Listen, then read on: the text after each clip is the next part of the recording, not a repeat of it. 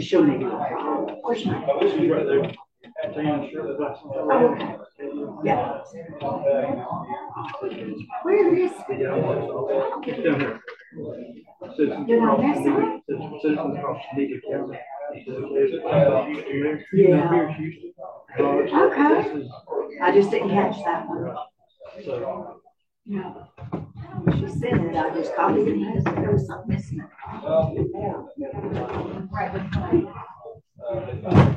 Yeah, see, they didn't have it. Some people have it, some don't. See, I don't like it. Clover always told me, make sure you stay on my app. But the preacher's not here. At least you don't have to. We got,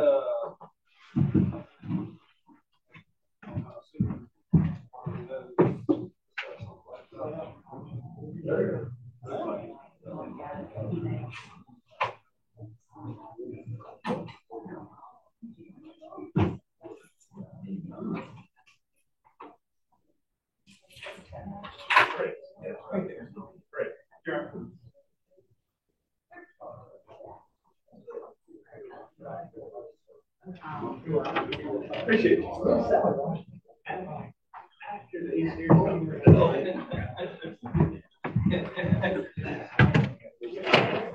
I gotta go get my glasses.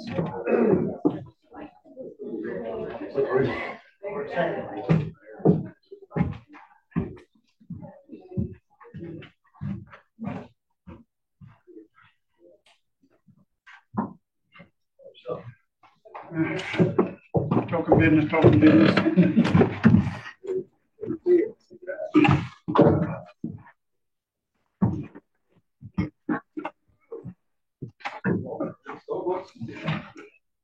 Jackie Bucks. Jackie Bucks coffee.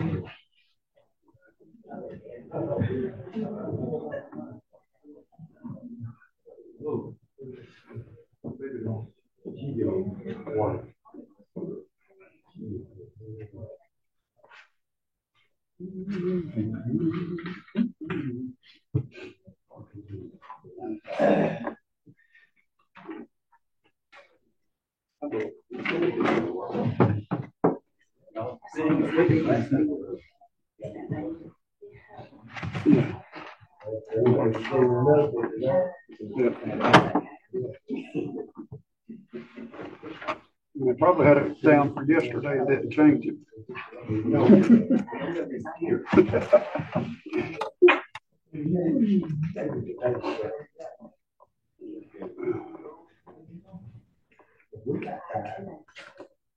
I think mine is, I think.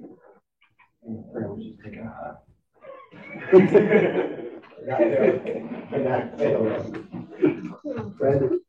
Yeah. Oh my God.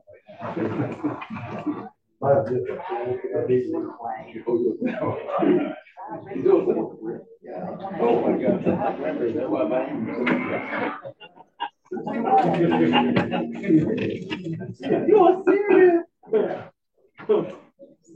Come on, Dave. You gotta grow up one day.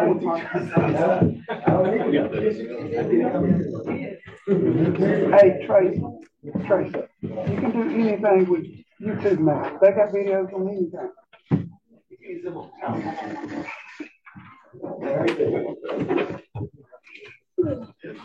Yep. Oh my God.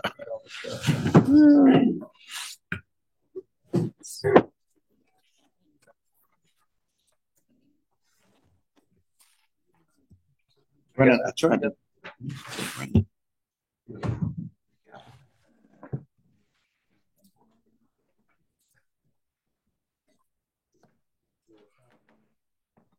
All right, I'm going to call this regular meeting to order. Thank you to all of our staff and all of our community members that are present today. Invocation today will be led by Commissioner Ricky Herring, and our Pledge of Allegiance will be led by Commissioner Tracy Adams. We'll all stand. I Let's pray. Father God, thank you for this time we have together, God, as commissioned, God, to conduct your business. And God, I just pray that we will, every decision we make, God, will be honoring and glorifying to you. And God, I just pray for our county as a whole, our city, God, and God, our state and our country, Lord. I know there's a lot going on out there and things that doesn't seem to be right, Lord. And I know that you're ultimately in control. God, I just pray that you'll intervene whenever you're ready. And God, I just thank you again for the time we have. And God, just help us during this meeting. Help it to be a productive meeting. In Jesus' name I pray. Amen. Amen. I pledge allegiance to the flag of the United States of America and to the republic for which it stands, one nation, under God, indivisible, with liberty and justice for all. All right. Thank you, gentlemen. Each received a copy of the minutes of the previous meeting. I'll entertain a motion by Commissioner Harvey and a second by Commissioner Herring. All in favor of the approval of the minutes, say aye. Aye. Opposed, nay.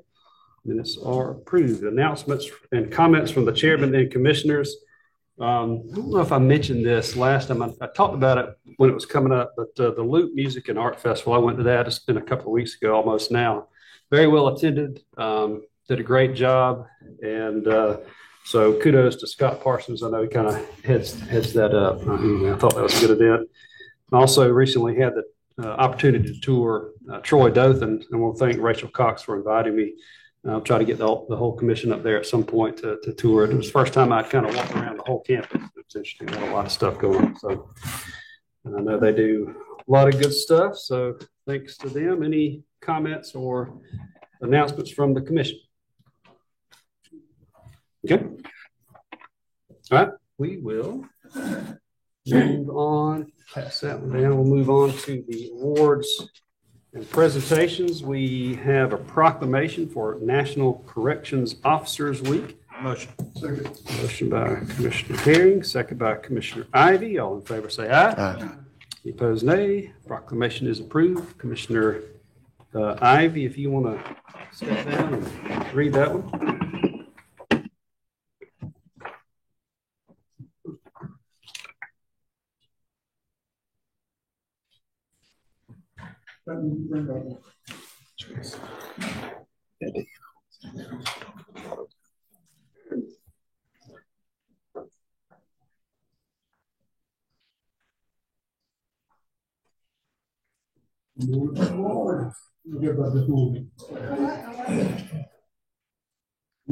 How you, ma'am? This here's a proclamation for National Corrections Officer Week. It's not until the first week of May, but due to our schedule, we'll go ahead and present it today. So that we'll kind of be in line. We'll get all the proclamations done prior to. When you want to come on. Act like I'm reading it to somebody. This proclamation is for National Corrections Officer Week. Whereas the first National Corrections Officer Week was observed in May of 1985. And whereas no group of Americans has more difficult or less publicly visible job than the brave men and women who work in our corrections facilities. And whereas correctional officers must protect inmates from violence from fellow prisoners while encouraging them to develop skills and attitudes that can help them become productive members of society and in their release. And whereas the Houston County Jail has 70 men and women who work as corrections deputies. And whereas the Houston County Jail houses men and women who are pretrial detainees, as well as those convicted of minor misdemeanor offenses to those convicted of capital offenses and sentenced to death. And whereas their profession requires careful vigilance and the threat of violence is always present. And whereas it is appropriate that we honor the corrections deputies for their invaluable contributions to our society. Now, therefore, I, Brandon Shoup, Chairman of the Houston County Commission, do hereby proclaim the week of May 5th through the 11th, 2024 as National Corrections Officer Week. Thank you, man. Appreciate it.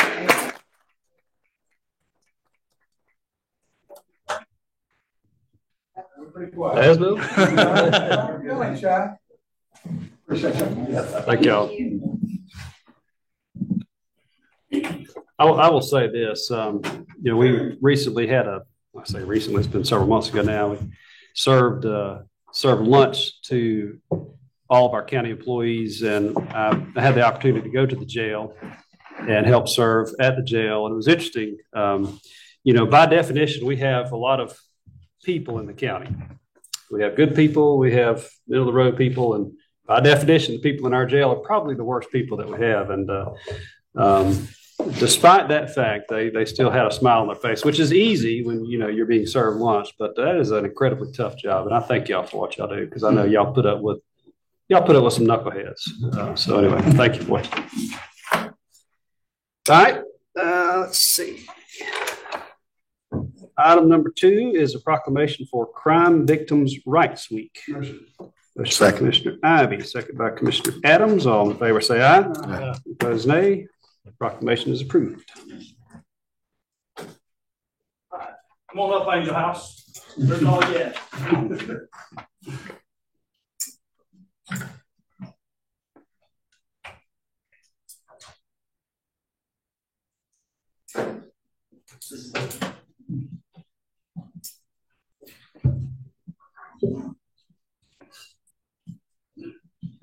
Good to see you, ma'am. Good to see you, ma'am. Good to see you, sir. Yes, ma'am. I'm gonna read to all of you. No, you're on now. All right. Here we go. This proclamation is Crime Victims' Rights Week. Whereas ensuring peace and protection from violence are paramount objectives of government for all citizens of Houston County, and whereas thousands of individuals continue to suffer emotional, physical, psychological, and financial harm annually due to criminal activities. And whereas victimization transcends age, ability, economic status, race, and social background. And whereas Wiregrass Angel House plays a crucial role in providing essential services to victims, including crisis intervention, a 24-hour hotline, crime scene cleanup, legal advocacy, counseling, and dog therapy. And whereas efforts to enhance services and support the crime victims and survivors in Houston County must persist.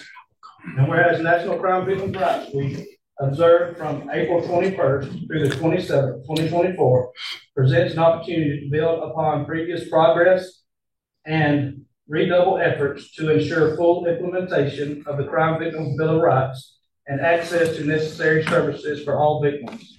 And whereas Wiregrass Angel House, in collaboration with criminal justice officials and concerned citizens across Houston County, is dedicated to raising awareness of victims' rights and commemorating National Crime Victims' Rights Week.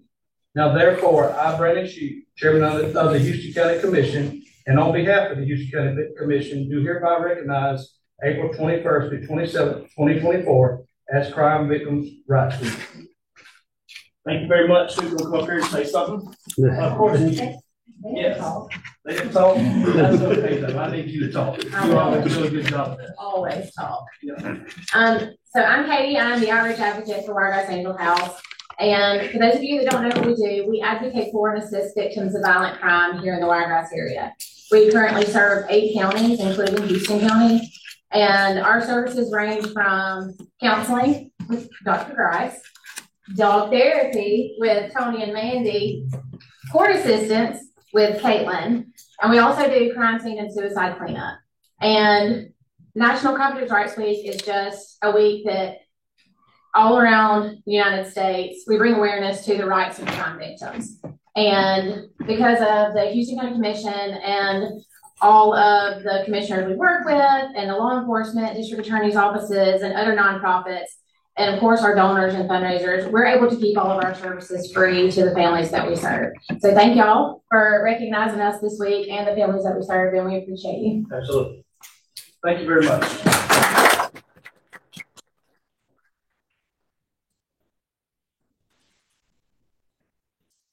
Step down.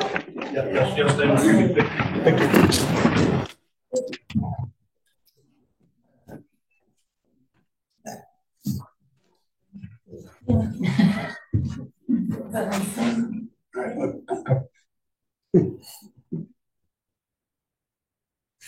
Thank you. Thank y'all. Thank you.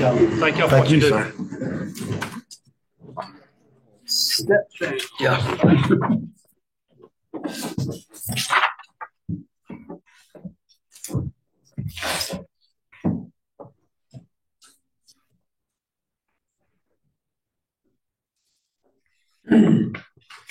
I will ask Mr. Scott Farmer to come up. And while he's heading up this way, I will entertain a motion to approve this proclamation. Motion. Second. Media Awareness Month. So we have a motion by Mr. Herring, second by Christian Adams. All in favor say aye. Aye. Opposed, nay. Proclamation is approved. So I will read this. You want to come up and join me? And I am pronouncing that correct. Fanconi? Yes. Okay, I just want to make sure because it's in this quite a bit. I don't want to mispronounce it multiple times. All right, the proclamation reads, whereas Fanconi anemia is a rare inherited DNA repair disorder that often leads to birth defects, bone marrow failure, and several different types of cancer.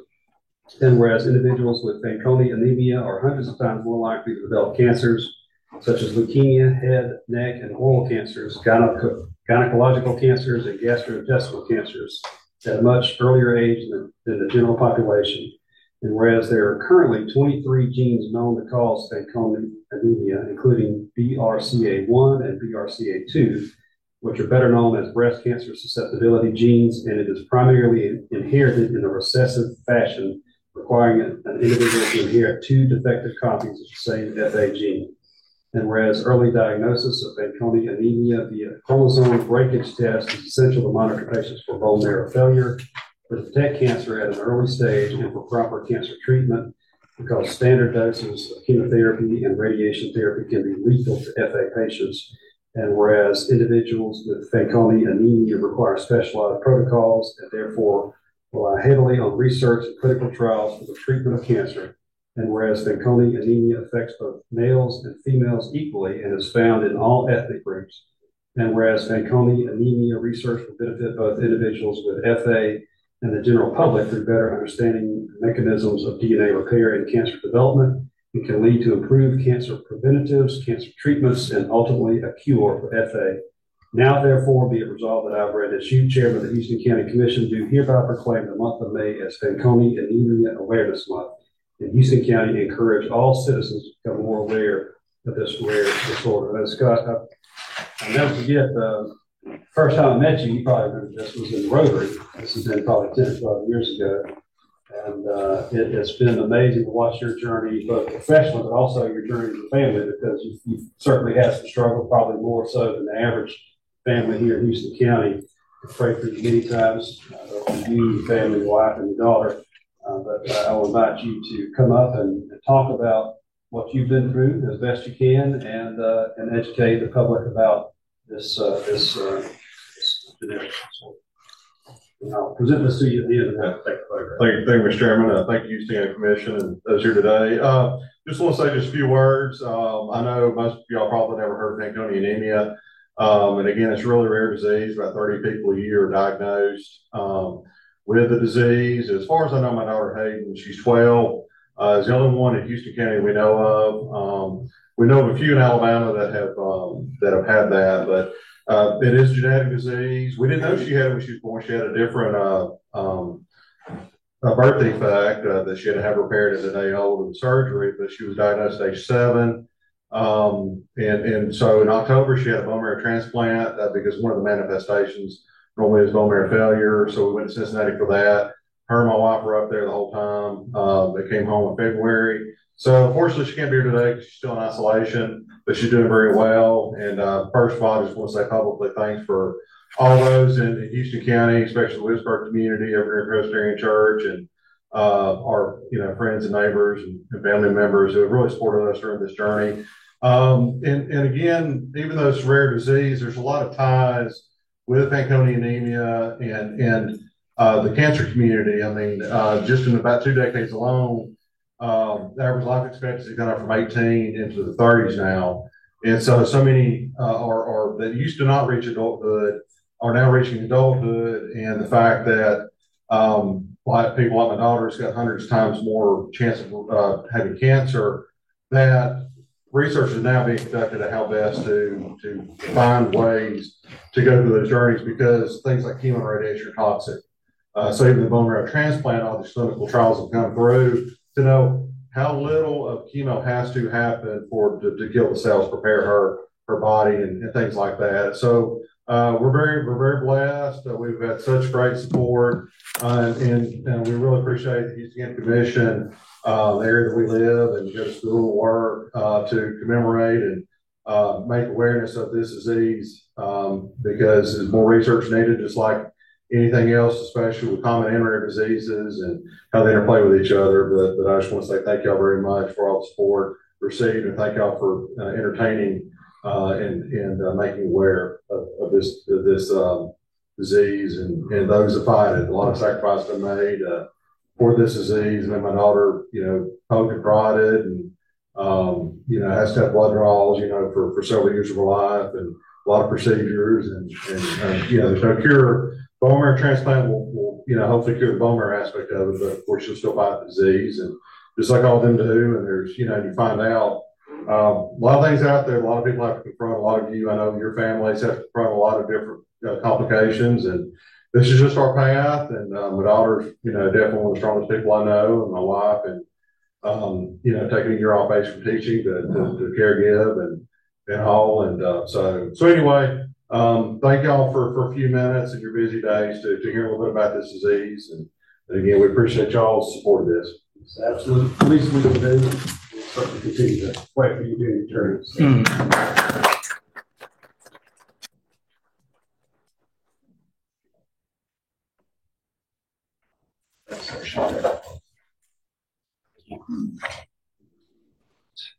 Ask Miss Jessica Stelzapole.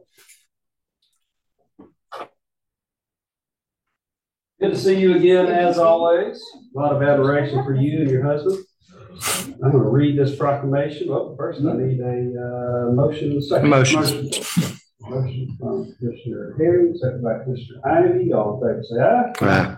Opposed, nay. Motion passes to approve the proclamation. All right. Proclamation reads: whereas the small business owners in Houston County, along with small business owners throughout the area, actively perpetuate the open, competitive marketplace so vital to our free enterprise system. And whereas small businesses are close to the American consumer, providing much of the goods and the majority of the services needed in our daily lives. And whereas small business creates 2/3 of all these jobs for workers. And whereas local business owners are recognized as leaders in social and economic development of Houston County. And whereas small businesses are the source of many innovations in new products and merchandising. Now, therefore, I, Brandon Shoup, Chairman of the Houston County Commission, do hereby proclaim May 6th through 10th, 2024 as Small Business Week in Houston County, and call upon the Dothan Area Chamber of Commerce, industrial and commercial organizations, civic organizations, county officials, and other public and private organizations to participate in this week's activities, thereby assisting in the local small business community. Jessica, I will present this to you, make comment. We'll take a picture first this time and make comments, but small business truly is the lifeblood of this community. It's the pillars that hold up so much of everything that we do. So I'll take a picture.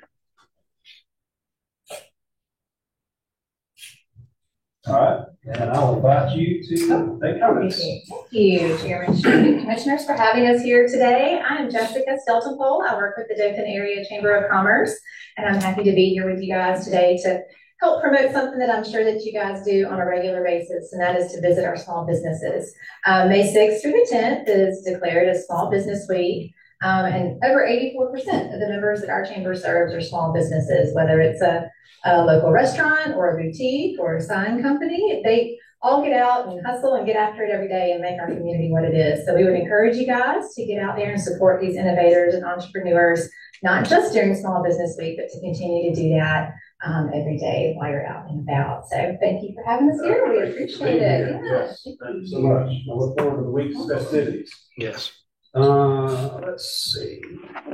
If there is no objection, I would like to swap items 5 and 6 on the agenda. So, Motion. Okay, so we'll say that there's a motion by Commissioner Ivy, second by Adams. Commissioner Adams. All in favor of swapping 5 and 6, say aye. Aye. Opposed, nay. We'll swap those. That way I don't have to go back up there and then come back down. So at this time, I'll ask Mr. Adams to come down and Bill Durbin to step up And Adams, I think you're going to invite some more people. The Cottonwood crew. They get dressed up to nuts.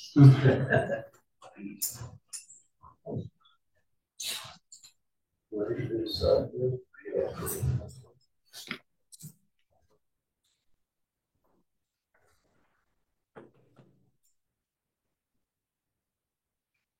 This time of my life, this department feel dirty. They came to Cottonwood and offered to raise money for the tornado that happened on February 9th. Their statement was January 9th. The flood was on February 12th. They made the offer, whatever y'all raised for the town of Cottonwood, we will match it. So it was a significant amount of money. And this group right here is the ones that done it right here. Casey, Samantha, Marshall Creek Band, and Chief Randy Hall of the Cottonwood Police Fire Department. But this time, come up here. Casey. Bill, you got some comments you want to make? Yeah, I'd like to make a few comments. So thank you for commission and everybody here today. Even Commissioner Harvey about that. I want to say how dapper you look today. Always. But I'm here representing HEDA today, which is the charity arm of our bingo facility on 231 South, which is the crossing of Big Creek. And we've been able to put several hundreds of thousands of dollars back in our community. Right after the tornado happened, you and the chairman and I spoke, and we're, hey, how can our group help? Because Cottonwood definitely had a tough time trying to get money federally and from the state. And so if y'all got any ideas, how can we put that together? Mr. Dylan Kelly back there, only a man who can wear that kind of hat is a creative, just a creative guy. I can look at you and tell. But anyway, he had the idea of doing a concert. So our team, along with Dylan's idea, was able to put a concert together. Concert sold out. So raised 10 grand, and then we matched that with another 10 grand. So today we want to give this check for $20,000 to the city of Cottonwood, and thank you, County Commissioner, for just allowing us to be able to do that in y'all's chambers here. So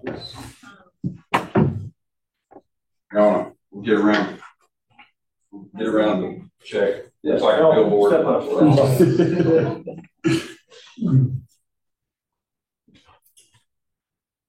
Make them famous. All right. Thank you all.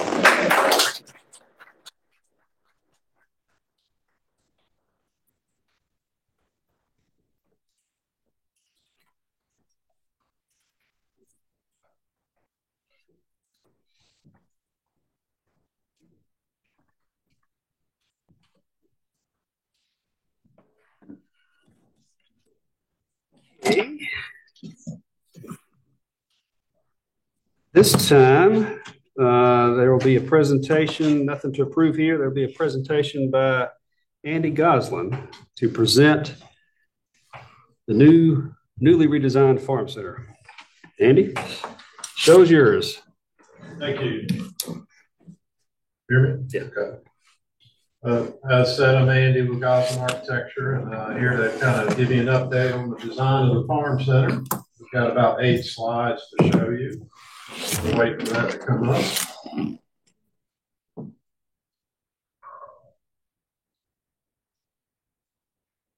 Power not working? It has to be. Oh, okay. Whew. Always makes me nervous.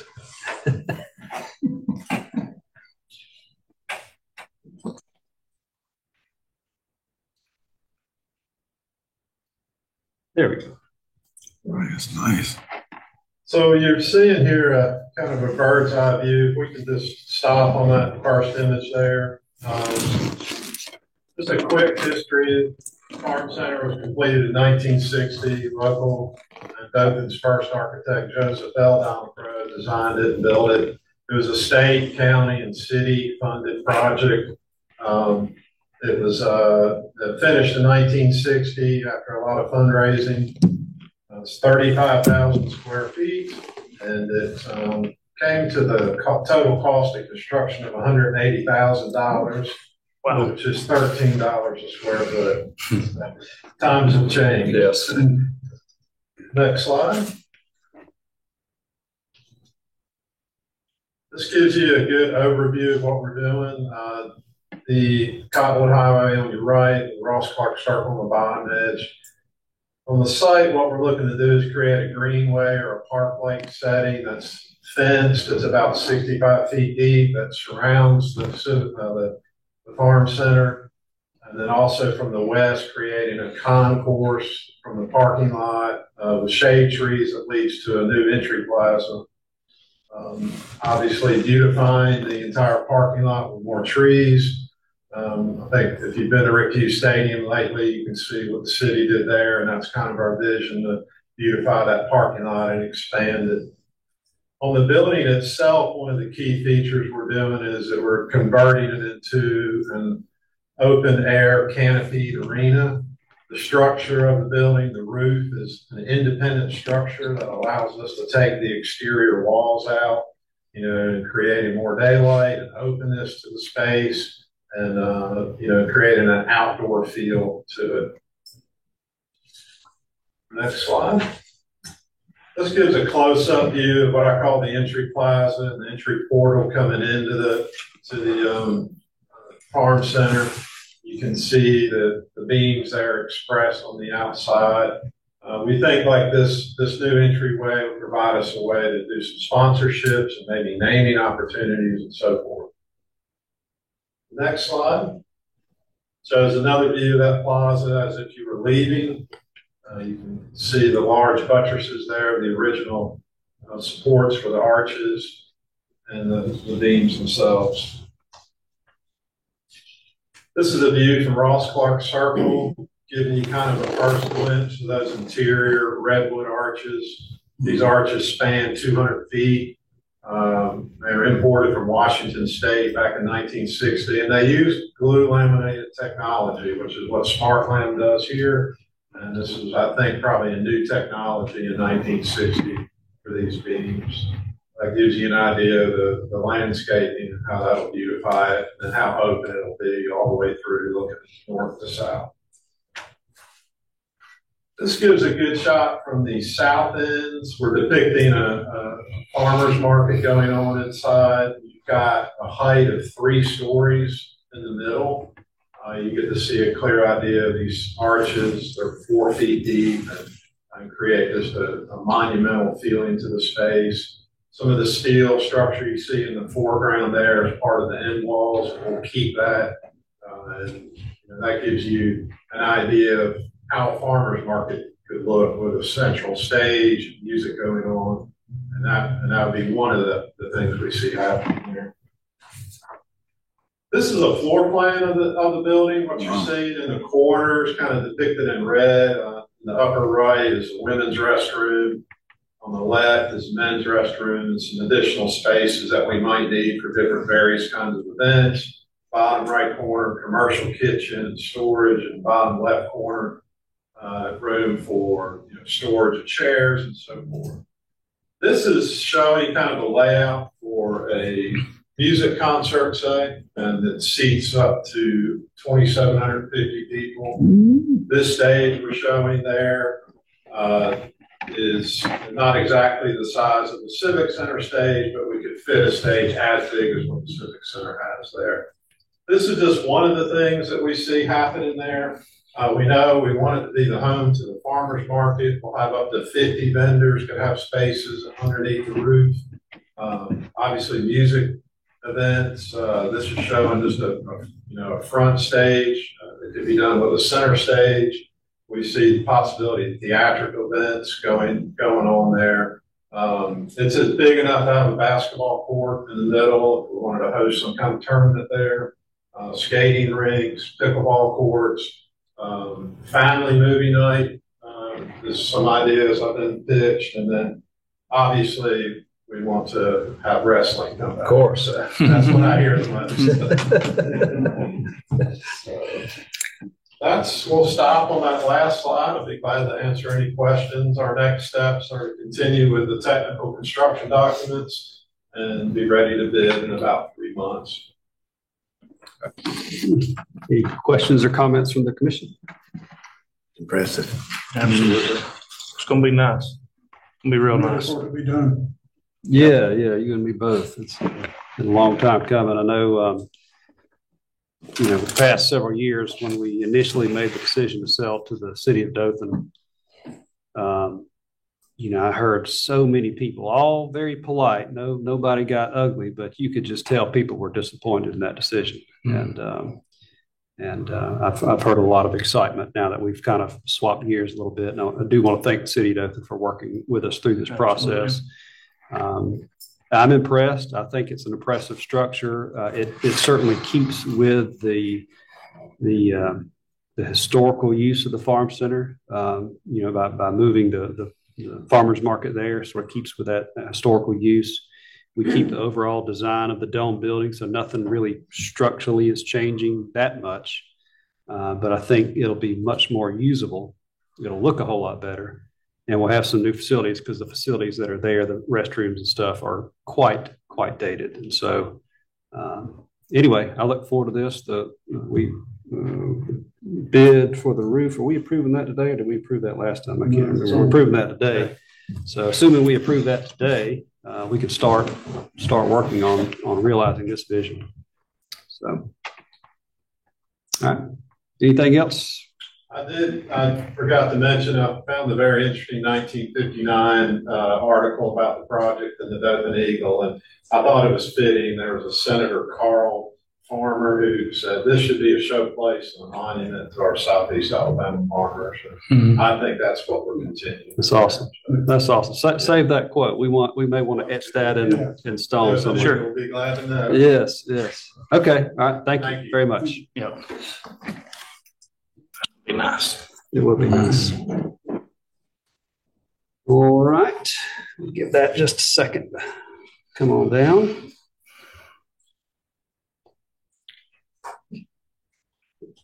Kim, we can set you up with the first wrestling match. Let's do it. Because that's find you an opponent. I believe he's sitting right there in the middle. Chairmanship. No, I don't know about that. I got a bad back. Well, it's going to get worse. That's a bad thing. All right, moving on to our regular agenda. We have a request to approve software hosting contract with Smart Fusion and authorize chairman to execute all documents pertaining to this agreement. Second by Commissioner Ivy, second by Commissioner Harvey. Any comments or questions about this item? I know Commissioner Harvey, you had a question. Do you want to bring everybody up to speed on that? Yes, thank you, Mr. Chairman. Commissioner Harvey asked what savings we would experience, and the net savings that we will experience in cash dollars is about $10,000 a year, but there's going to be a soft dollar savings by not engaging as much with our IT department for the patching and fixing and muddling through the old legacy software. Plus the software will allow us to not have to produce paper paychecks and pay stubs, that they'll be accessible by the employees online through the ESS module. And I've verified with HR that there is no legal requirement that the stubs need to be issued in paper. Thank you for that. I know this is going to relieve a big, we have physical debt. We also have technical debt, and this is going to take care of a lot of that technical debt. It's going to free up our IT department to work on issues that, people need fixing. When we have these legacy systems like we've had, and you have a problem, and it's, you really don't, a lot of times, have a lot of people that know how to fix it. So this will allow them to not get bogged down and move on and be more productive. Any other questions or comments on this side? I got one, just a question. So it's going to be a lot to do with, I guess, payroll they'll be using the system for payroll and things of that sort? Well, there's a timekeeping piece that the commission has already approved that'll integrate into this. This is sort of the financial record keeping side of it and the accounting and reporting component of our current software. Okay. Yeah. Anything else? And with this being able to integrate, the reason I brought it up last Thursday, going away from paper checks, that saved time from IT, had to print them, and also from personnel had to sit there and sort and go through them and get them the paper stubs out to each department heads to distribute out to all their employees. Yes, sir. Exactly. Those are a lot of the soft cost savings that we'll experience. Yeah. Anybody else? I guess it will still require people to be updated on technology as email. They go have to have an email, correct? Because I know some people still don't have emails. I verified with the service provider that they will be able to provide this information on all platforms, Android, iOS, Windows, and any other Mac device. So if they have any access to the internet, they can get through into the portal through their ESS module and get all the information they need for if they're just for reporting their personal taxes or for borrowing purposes. And it takes a lot of the legwork off of the HR department to be able to have the employee sort of access that information directly. Gotcha. Okay. Okay. All right. All in favor of this request, say aye. Aye. Any opposed, nay. Motion passes. Item number 2 is a request to award bid for Houston County Farm Center roof project. Motion. Second. Motion by Commissioner Herring, second by Commissioner Harvey. Any questions or discussion on this item? All in favor, say aye. Aye. Any opposed, nay. Motion passes. Item number 3 is a request to approve pass-through grants for EMA for the city of Dothan and approve accompanying budget amendment. Motion. Second. Motion by Commissioner Ivy, second by Commissioner Adams. Any questions or discussion on this item? All in favor, say aye. Any opposed, nay. Motion passes. Item number 4 is a request to authorize chairman to negotiate final purchase agreement with the city of Dothan regarding the Houston County Courthouse parking lot. Second. I have a motion by Commissioner Harvey, second by, I believe I heard Commissioner Herring first. Questions or discussion? Press, I had a question, and maybe I'm overthinking this, and I've been accused of doing that in the past. But let me find it. You prepared a resolution that allows me to negotiate this agreement within certain parameters.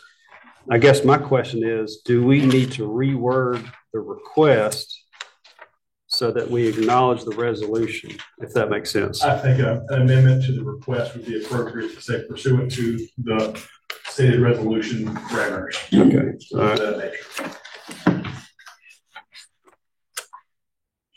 right. So just end it with pursuant to, what did you say? The stated resolution parameters. Say parameters in the stated resolution. Sound good? Yes. Okay. That we will need a, is that a substitute motion? Amendment. An amendment. So we'll need amendment to that motion. So at this point in time, I will ask if there is a motion and a second to amend the original motion to read request to authorize chairman to negotiate final purchase agreement with the city of Dothan regarding the Houston County Courthouse parking lot pursuant to the parameters in the stated resolution. So move with the amended second motion. So Commissioner, motion by Commissioner Harvey, second by Commissioner Adams. All right, any questions or discussion on amending the motion? No. All right, all in favor say aye. Aye. Opposed, nay. All right, so the motion is amended. Now we need to pass the pass the motion. So all in favor of passing the motion, approving the motion, the amended motion, say aye. Aye. Any opposed, say nay. All right. The amended motion is approved. We good? Yep. Good. All right. Thank you. All right. And just, I'll take a second, just the long and the short of the resolution, just for the public's knowledge. It says that the property, let's see, we're going to sell the property for not less than $2 million. So, Mr. City Manager, I guess that means that we will be willing to accept more than that if you are willing to write a bigger check. Provide public parking of at least 111 spaces, with spaces being unrestricted in terms of time and manner of usage, and that such spaces shall be located within certain bounds. And I'm not going to read that legalese, but close to the courthouse. 111 is 30 more than what is currently there. Now, let's see. They cannot, according to this agreement, the city will not be able to start more or less tearing up, constructing the new proposed city hall at the corner until at least 81 parking spots are provided to the north side of the courthouse. So what that means is we're not going to get to 111 immediately. We will get to 111 eventually once the city of Dothan has completed their construction, but immediately there will always be 81 parking spots. So we're not going to lose anything. I know that was a big concern for the people that we represent, and as well as members of the commission. So that is the long and the short of that. All right. Item number 5 is a request to approve increase for ADM cleanup contract agreement from $150,000 to $200,000 for a September 2024 completion date, and approve accompanying budget amendment. Motion. Second. We have a motion by Commissioner Herring and a second by Commissioner Adams. Any questions or discussion on this item? All in favor say aye. Aye. Any opposed, nay. Motion passes. Staff reports, Mr. Chief Administrative Officer. Mr. Chairman, no report. Okay. Mr. County Engineer. We have 8 closed roads: Puritan Road, Ashford Road, Hicks Road, Pravat Road, Jack Brunner Road, Pansy Road, Ebenezer Road, and Old Webb Road. Give us a quick update, if you don't mind me asking, on where we are from the storm damage. I know we've had to order a lot of materials. Is that starting to come in? Most of the material is in. We currently are working on 3 of those projects. Okay. One of the 3 will be done this week. The other one will be done probably next week, and so we'll be done 5. Gotcha. Pretty soon, and hopefully they'll slowly fall into place. Start falling into place. Good deal. I know citizens will definitely appreciate that. Yes, sir. Thank you for that, Mr. County Attorney. All right. All right. That is the end of the agenda. So at this time, I will entertain a motion from Commissioner Harvey to adjourn, and we are adjourned. Thank you.